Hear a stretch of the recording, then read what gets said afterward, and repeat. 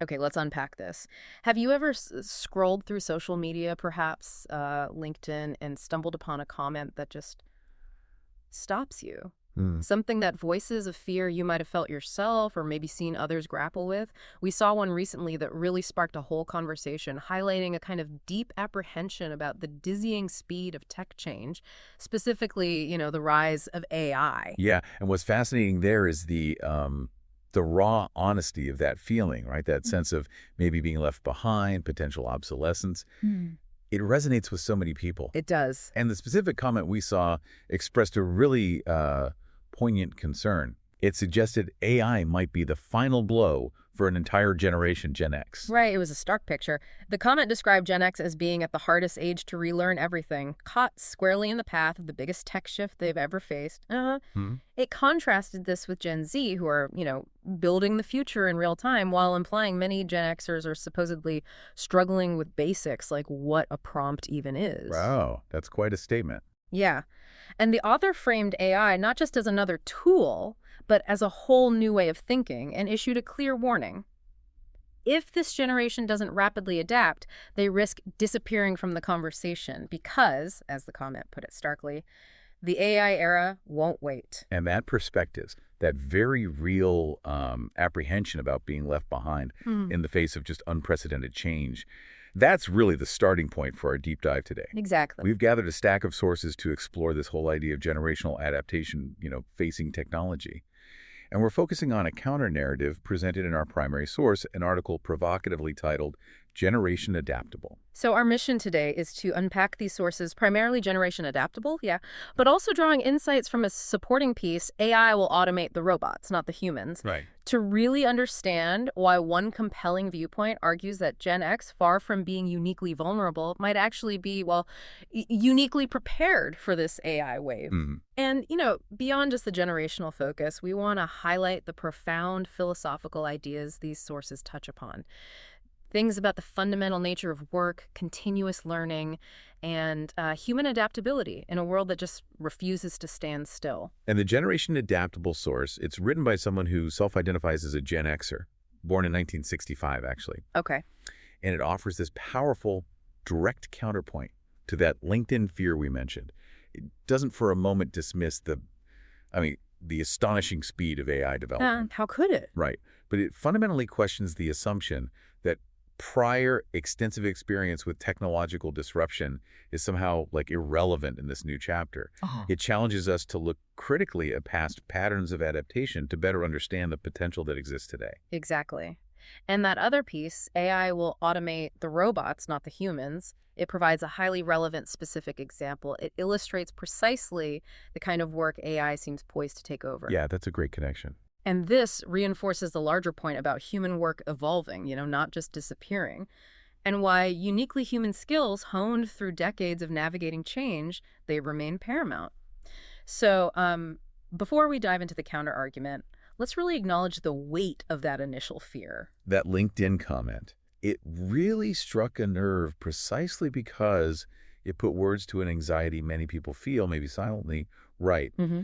Let's just reiterate those core points from the source article's description of the fear. Mm. The idea that AI is the final blow, that the middle of one's career is the hardest age to relearn everything, and that feeling is exacerbated by the perception that this is the biggest tech shift yet. Yes, and that comparison point, Gen Z building the future in real time while others might be struggling with basics like what a prompt even is, it creates this sense of a generational divide that feels almost, well, insurmountable. Yeah, it really does. And the warning that AI is a new way of thinking, not just some software upgrade, Hmm. that adds to this feeling of a fundamental barrier. Yeah. If you don't grasp this new way, you risk being left behind entirely. The AI era won't wait feels less like a gentle nudge and more like a definitive deadline before you disappear from the conversation. And it's absolutely critical to acknowledge the validity of that feeling. The pace of AI advancement is truly staggering. It really is.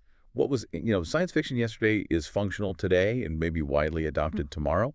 And yes, interacting effectively with generative AI tools does require learning new modes of communication, like prompt engineering, essentially learning how to ask questions, give instructions in a way that gets the best possible output from the machine. Right. It's It different. moves beyond just clicking buttons on a familiar graphical interface. Yeah. It's more like having a nuanced dialogue. It requires a different cognitive muscle, doesn't it? A shift in how you approach problems and solutions. And perhaps you, listening right now, have felt this exact apprehension. Maybe it was that forced migration to a new cloud platform at work, or a software update that completely changed the interface you relied on daily, or even just trying to help a younger relative with a device that feels completely alien. That feeling of, oh no, I have to learn this entire new system now. Yeah, that sinking feeling. Right. Combined with the scale and speed of AI, it feels profoundly overwhelming for many. So the fear is not trivial. It's a very real response to genuinely disruptive change. But here is where the generation adaptable source pivots and offers its compelling counterargument. It's one that challenges the very premise of that fear. Okay. It posits that this perspective dramatically underestimates the actual lived experience of Generation X, specifically their history of navigating a relentless, unprecedented, and frankly often bewildering series of technological paradigm shifts throughout their entire lives. This is where the source transitions, right? From acknowledging the fear to actually building its case. And it does so by presenting this extensive inventory, a kind of chronological curriculum of technological disruption that, when you lay it all out, paints a remarkable picture of constant, forced adaptation. Yeah, it's quite a list. This wasn't just learning new features, it was repeatedly learning entirely new ways of doing fundamental things. Let's walk through some of the key examples the source highlights, not just as a list, but as like chapters in this ongoing story of adaptation. Okay, sounds good. Consider something as basic as cooking, as the source mentions. The introduction of the microwave oven. There wasn't just a better stovetop. It was an entirely new concept of cooking using invisible energy waves. Right. Different rules entirely. Exactly. It required understanding different principles, timings, limitations, a fundamental shift in the daily activity. Or think about controlling media, moving beyond just basic broadcast television. The cable box arrived, suddenly transforming 3 or 4 channels into potentially hundreds. This required learning a new interface, a new remote, a whole new system for navigating and finding content. It introduced complexity where, simplicity once reigned. And then the absolute revolution in media consumption itself, which happened not once, but repeatedly. The source details the physical formats: vinyl, 8-track, cassette, CD. Oh, yeah. Each demanded a distinct piece of hardware. Different players with different mechanics. Managing your music involved handling physical objects, organizing collections, dealing with wear and tear, and the distinct sounds of each format. You had to learn how each one worked. But then came the seismic shift to digital, MP3s, digital downloads, and eventually streaming services. Suddenly, the music wasn't a physical object anymore, it was data. Totally a different concept. Completely. This required learning new concepts like file formats, digital players on computers, syncing devices, managing digital libraries, and eventually navigating subscription models and cloud-based access. An entirely new conceptual framework for owning and accessing music. And video consumption mirrored this disruption. The VCR introduced home recording, but man, it was complex. Oh, the blinking 1200. Exactly. You had to learn to program recordings, often ending up with that infamous blinking 12.00. You had to track physical tapes, rewind, fast forward, and navigate the format war between Betamax and VHS. Remember that? I do. Then came DVD and Blu-ray, still physical, but different. Random access, higher quality, new menus to navigate. Right. And finally, streaming services. The VCR's blinking clock became an ancient artifact as on-demand digital access through apps on various devices became the norm. Again, a fundamental change in how you interacted with video content. Gaming interfaces evolved dramatically too, from the simple joystick for early arcade games and consoles to needing a mouse for early PC gaming, then mastering complex keyboard-mouse combinations for modern PC titles. Which takes serious skill. Oh yeah. And now exploring interfaces like VR and AR, each leap demanded a different physical and cognitive way of interacting with the digital world. Communication is perhaps the most rapid evolution. The source mentions CB radio, then the ubiquitous rotary phone, remember the time it took to dial a number? Oh yes, painfully slow. Then the advent of the cell phone, starting with those bulky brick phones. And the painful but necessary skill of T9 texting on early feature phones, where you pressed numbers multiple times to get letters. Oh my gosh, T9, I'd almost forgotten. That was a whole language. It really was. And then, of course, the smartphone revolution. Your phone ceased being primarily a communication device and became a portable internet portal, an app store, basically a computer in your pocket. Totally transformative. Learning touch interfaces, navigating countless apps, managing notifications, another complete shift in how you connect with people and information. Networking itself tells a story of constant change for this generation. The distinctive sound of the dial-up modem connecting. Exactly. Tying up the phone line, navigating early online communities via bulletin board systems or BBSs, often using command line interfaces. And a BBS, if you're not familiar, was like an early computer server people connected to with a modem, often for downloading software, reading news or messages before the internet was widespread. Then came physical Ethernet cables for local networks and early broadband. Much faster, but you were tethered. Right. And then the magic of Wi-Fi, freeing devices from physical connections, but requiring a new understanding of wireless security and network setup. Each step changed the fundamental infrastructure of connectivity. And computing. This is arguably the most significant journey the source highlights. Imagine needing a programming language just to operate an early personal computer, as the source points out, was the case for some systems. Wow. It wasn't plug and play, it required understanding instructions at a foundational level. Then came the command line interface, like MS-DOS. You had to know specific text commands to navigate directories, open files, run programs. It was precise, required memorization, and offered very little visual guidance. And then the revolution of the graphical user interface, GUI, with systems like Windows and Mac OS. Suddenly, you were interacting with icons, windows, menus using a mouse. A total game changer. Complete paradigm shift from telling the computer what to do via text to directly manipulating visual elements. And a GUI, or graphical user interface, is just what most of us think of as a modern computer: desktop folders, icons, windows you click on. And now the increasing reliance on cloud-based platforms like Google Workspace or Microsoft 365, where software and data live remotely on the internet, accessed through a browser or some lightweight app. Right. This adds another layer of abstraction and changes how we think about file storage, collaboration, software updates. This entire sequence shows learning the computer's language, then learning to interact via visual metaphor, and now learning to work in distributed, internet-dependent environments. That's like 3 major shifts in how you fundamentally interact with a computer. Data storage is another area of relentless change. The physical media evolved constantly. The flimsy 5.25 floppy disks, then the more robust 3.5 floppy, still tiny capacity, then higher capacity options like zip disks and jazz drives. Oh, zip drives. I remember those. Right. Each required buying new hardware and managing physical media. Then came optical media like CD-ROM and DVD, offering more space, followed by the portability of external hard drives and the convenience of USB flash drives. And finally, the abstract concept of cloud storage, where your files aren't on a physical device you own, but somewhere online, accessible from anywhere. Every few years, the entire concept and physical reality of a data storage just changed. Output technology evolved significantly too, from black and white TVs to color TVs, from monochrome computer monitors to full-color RGB displays, then the leap to flat LCD screens and the advent of digital projectors. The very way visual information is displayed has been a moving target. And online communication and information access underwent an almost bewildering transformation. From the early, often walled garden worlds of FTP, that's File Transfer Protocol, a way to move files between computers, CompuServe, and America Online. The early walled gardens. Exactly, to platforms like GeoCities, where you could build a very basic personal website. Remember those? Oh, yes. Then came the revolutionary dominance of search engines like Google, fundamentally changing how we find information online. The evolution of web browsers themselves, Netscape, Internet Explorer, Firefox, Chrome, shaped the whole experience of the web. And then the explosion of social media platforms, LinkedIn, Friendster, MySpace, Facebook, YouTube, Twitter, now X, each creating entirely new social norms, interfaces, ways of communicating, sharing online. This truly extensive list, detailed in the source, it isn't just a nostalgic stroll through tech history.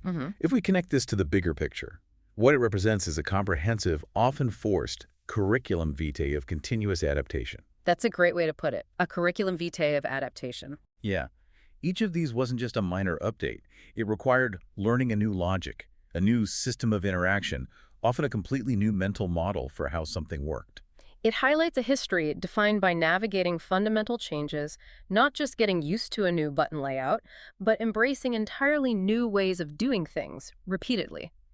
As the source argues, this wasn't merely learning tools, it was mastering a constant succession of paradigms. Hmm. Each point on that list, and countless others not mentioned, demanded a significant relearning process, a fundamental shift in what the source calls the operating system of daily life and work. And that's the crucial insight here, I think. This generation didn't have the luxury of settling into some stable technological landscape for decades. The expectation of needing to learn, then unlearn, and then relearn became deeply ingrained, almost a necessary survival skill. Okay, so the first part of the counter-argument is this really unparalleled history of using and adapting to constant fundamental tech shifts. But the story, according to the source, it goes much deeper than just being savvy users. It makes a crucial, often overlooked point. This generation wasn't just using technology, they were also actively building it. Exactly. The narrative that Gen X is somehow uniquely susceptible to being left behind by AI completely ignores the fact that this generation has been and remains a primary architect of the digital world we inhabit, and indeed the AI revolution itself. The source is quite direct about this, stating that Gen X has made significant contributions to the foundational research that underpins modern AI areas like machine learning, neural networks, core algorithms. Yeah, the groundwork. These aren't passive bystanders. They were active participants in developing the very principles AI relies upon. And just look at the landscape today. The source points out that the companies leading the charge in AI development and deployment giants like Google, Meta, Microsoft, NVIDIA, OpenAI, Anthropic, they are heavily staffed, managed, and even founded by individuals from Gen X and the older edge of the millennial generation who share this transitional tech experience. Think about the key leadership positions driving AI strategy and implementation. Leading AI researchers, chief AI officers, VPs of engineering overseeing massive AI initiatives. These roles are disproportionately filled by Gen Xers who climbed the ranks while navigating the very tech evolution we just discussed. And it's not limited to just the technical and executive leadership either. The source notes that many of the venture capitalists funding the current AI boom are also from this generation, having successfully invested in and understood previous waves of technological disruption. That makes sense. They've seen these cycles before. Right. And down in the trenches, the engineers, data scientists, product managers, technical leaders who are building, training, and deploying these AI systems daily, they are disproportionately from this cohort that grew up alongside the internet, personal computing, mobile revolutions. They didn't just inherit a stable digital world, they were instrumental in its construction. What this means is profound, really. This generation didn't just passively consume technology, they actively built the digital world we inhabit. They learned programming when it was a niche skill, they were early adopters and developers on the internet when many were skeptical, and they drove the development of the software, hardware, network infrastructure that AI now stands upon.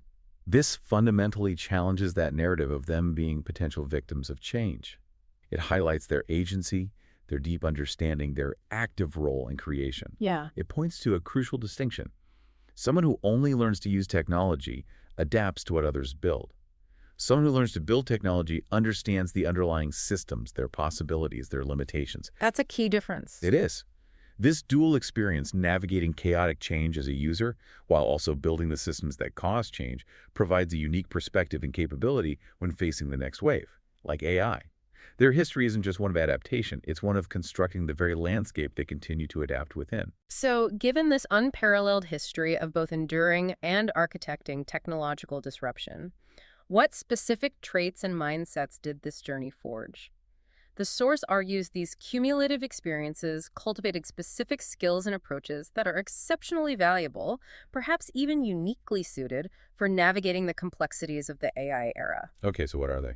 Well, the first trait the source identifies, which feels almost obvious after reviewing that history, is lifelong learning as default.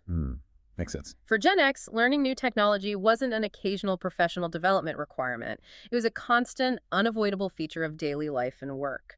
Every few years, often sooner, a completely new system, device, platform required significant effort to understand and master.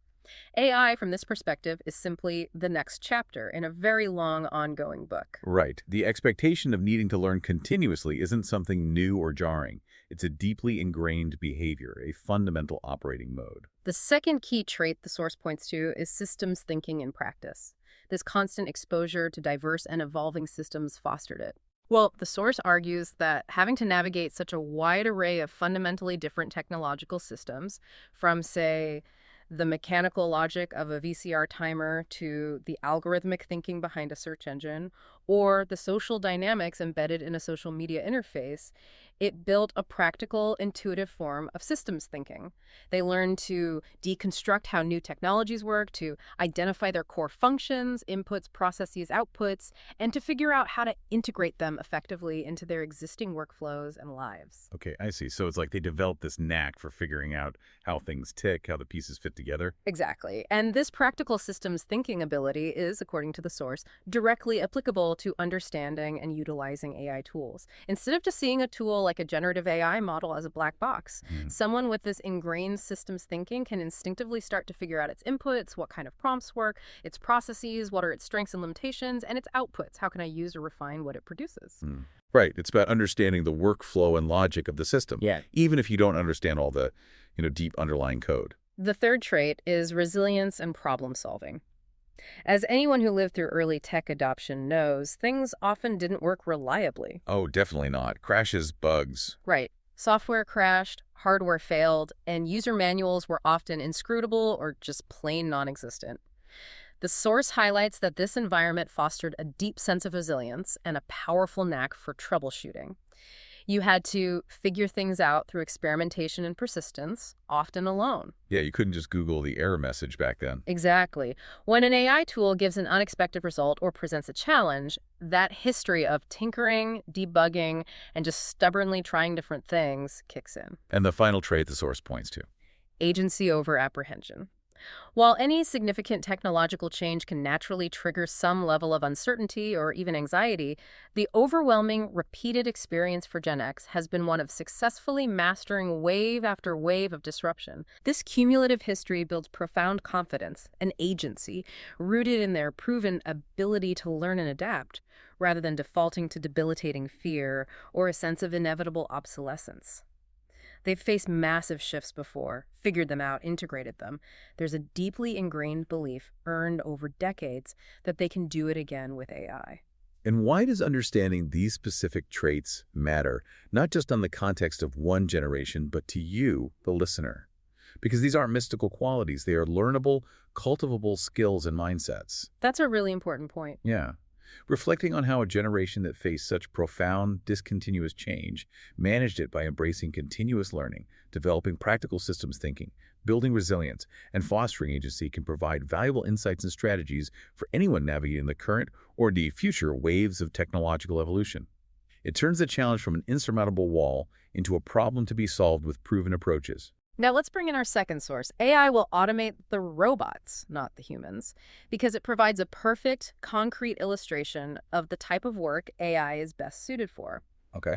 And it powerfully reinforces why those uniquely human adaptable traits we just discussed are so vital, and why human beings, particularly those skilled in adaptation, aren't the primary targets for replacement by AI. The source starts with a really fascinating historical analogy that immediately grabs your attention. Yeah, Henry Ford and the birth of the modern assembly line. right. Ford, the revolutionary. He is rightfully celebrated for his revolutionary approach to manufacturing. And the source argues that his ultimate vision was likely full automation, but the technology of the early 20th century simply wasn't advanced enough to achieve it. So what was his solution in that technological gap? The source states that Ford paid human beings exceptionally well for the time to act like robots. Wow. That is such a compelling and slightly disturbing phrase. Yeah. Think about it. Thousands upon thousands of workers performing the exact same repetitive task, hour after hour, day after day. Mind-numbing work. Absolutely. The source describes this work as profoundly dehumanizing, actively stripping individuals of their innate creativity, problem-solving abilities, adaptability during their work shifts.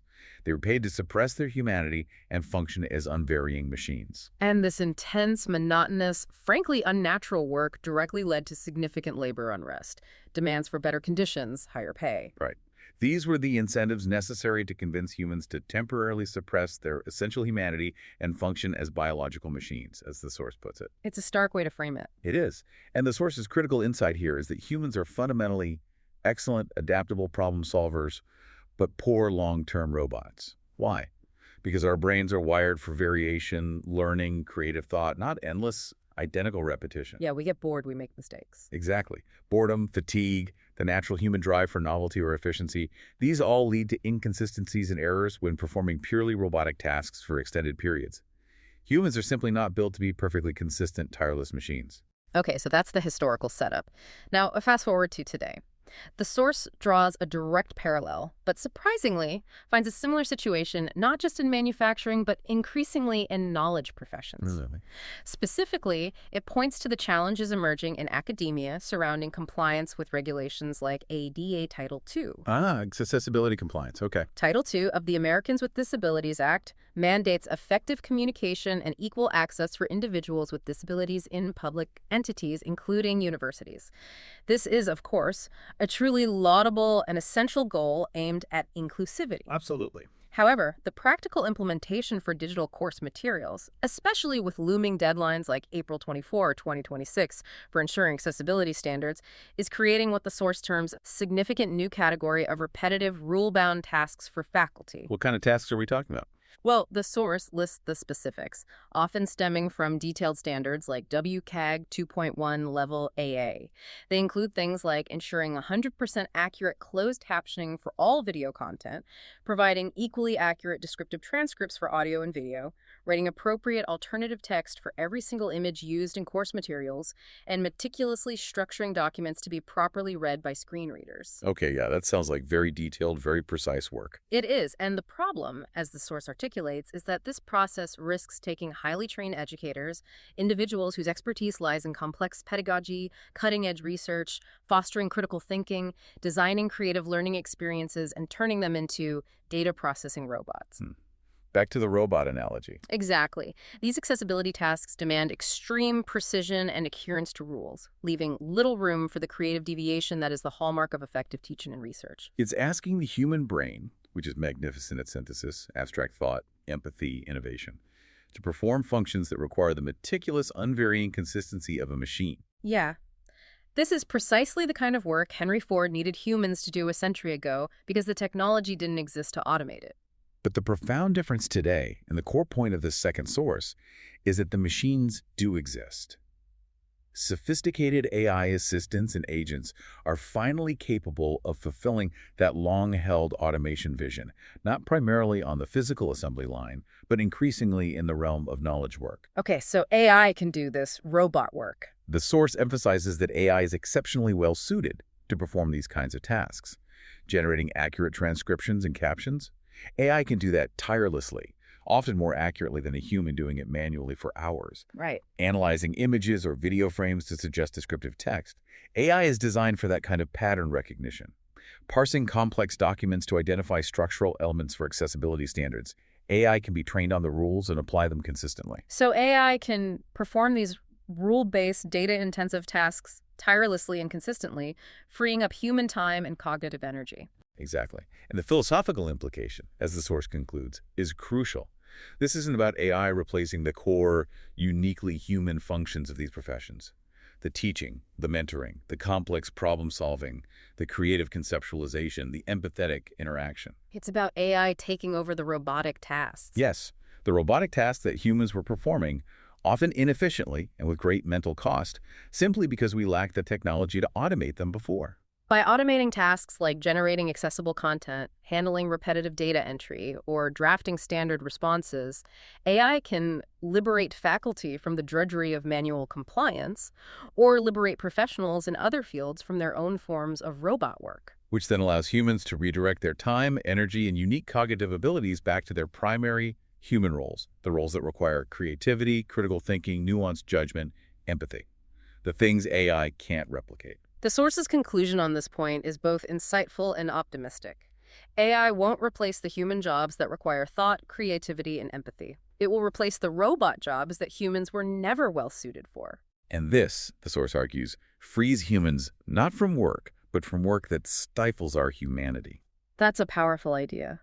And this concept loops us back perfectly to the generation adaptable argument. How so? Well, Gen X's strength, forged through decades of adapting to new systems and paradigms, lies precisely in that higher level, creative, problem solving, strategic thinking work, the work that AI is designed to augment, not replace. Right, the human work, not the robot work. Exactly. Their history of adaptation positions them not to struggle against AI, but to pivot away from the repetitive, rule-bound robot jobs AI can now handle, and instead leverage AI as a powerful tool. Hmm. They can integrate AI into their constantly evolving workflows, Mm-hmm. using it to offload the tasks that drain their time and mental energy, thereby freeing themselves up to focus on the uniquely human aspects of their roles, where their experience, creativity, and systems understanding truly shine. So their adaptability isn't just about keeping up. It's about knowing how to integrate the new tool to do the rote work, enabling them to do the more valuable human work. Precisely. Okay, so to synthesize these intertwined arguments, the initial fear of obsolescence for Gen X, while a valid expression of anxiety about rapid technological change, it seems to dramatically underestimate the profound history of adaptation that defines this generation. Yeah, we've walked through the evidence, the unparalleled journey from predominantly analog to complex digital realities across virtually every domain of life and work, the constant requirement for fundamental learning and relearning, Right. and crucially, Gen X's active and significant role not just as users, but as architects and builders of the very digital infrastructure and foundational technologies that AI relies upon. And this long history of navigating and building through disruption cultivated specific vital traits. Lifelong learning became the default mode. Practical systems thinking emerged from navigating diverse technologies. Resilience was forged through constant troubleshooting. And a deep sense of agency grew from repeatedly mastering new systems. These traits are not just relevant for the AI era, they are precisely the skills needed to thrive in it. AI, from this perspective, isn't an alien, insurmountable hurdle. It's the next logical evolution of complex systems they already helped build and have a history of understanding. So for you listening, if you felt that pang of apprehension about AI, perhaps framing it not as an overwhelming alien force designed to replace human value, but as another complex system and a powerful tool that can fundamentally shift your perspective. Yeah, think about the robot jobs, the repetitive, rule-based, data-intensive tasks in your own work or daily life that AI might be exceptionally well-suited to handle. What could freeing yourself from that kind of work enable you to do? What creative, strategic, empathetic tasks could you focus on instead, leveraging AI to do the drudgery? The Generation Adaptable source offers a powerful final framing that resonates deeply after exploring this history. For this generation, accustomed to continuous fundamental change, AI is not even a speed bump, it's just the road ahead. It's simply the next phase in a journey they've been on for decades. And that feels like more than just a reframe.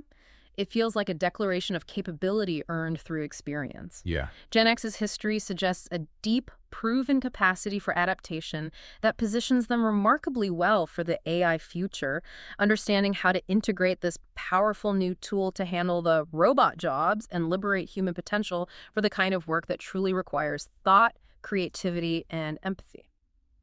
This raises an important question for all of us, though, doesn't it? Regardless of our generational label.